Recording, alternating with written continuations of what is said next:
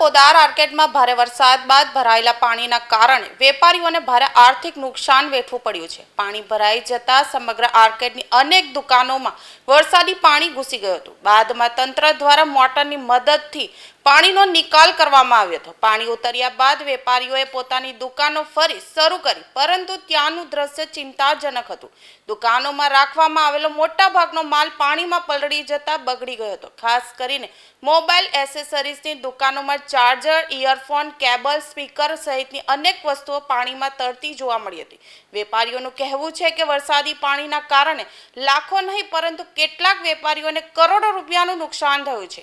વેપારીઓએ આક્ષેપ કર્યો છે કે યોગ્ય ડ્રેનેજ વ્યવસ્થા અને સમયસર પાણીના નિકાલની કામગીરી કરવામાં આવી હોત તો આટલું મોટું નુકસાન ટાળી શકાય તેમ હતું। તેમણે તંત્રની બેદરકારીને જવાબદાર ઠેરવી નુકસાનનું યોગ્ય વળતર આપવા માંગ કરી છે। મારું મંગલસિંહ રાજપુરોહિત છે।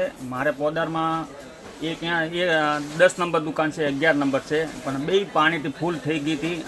બેસમેન્ટમાં દુકાન હતી, એના ઉપર ગોદામ હતા, તો ગોદામમાં પૂરું પાણી ભરી ગયું છે।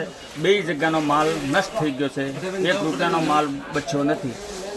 કાલ પરમ દિવસે મતલબ 48 કલાક થઈ ગયા, આજ પાણી કમિટી મેમ્બર તરફથી પમ્પિંગ લગાવે અને ખાલી કરવું છે, પણ આજ બધો માલ 1 રૂપિયાનો બચ્યો નથી। લાખો રૂપિયાનું નુકસાન થઈ ગયું। તો અમે 10 વર્ષથી અહીંયા ધંધો કરે છે, પણ આજ એક જીરામાં રોડ ઉપર આવી ગયા છે, આજ 1 રૂપિયાનો માલ બચ્યો નથી। શાના કારણે આવું થયું છે? ભારે વરસાદના હિસાબથી 2 કલાકમાં એટલો વરસાદ પડ્યો કે પાણી થઈ ગયું, ગટર બધા બ્લોક થઈ ગયા। એના હિસાબથી પાણી ગટરમાં ગયું નહીં, તો બધો રોડનો પાણી પોદારમાં ઘૂસી ગયો।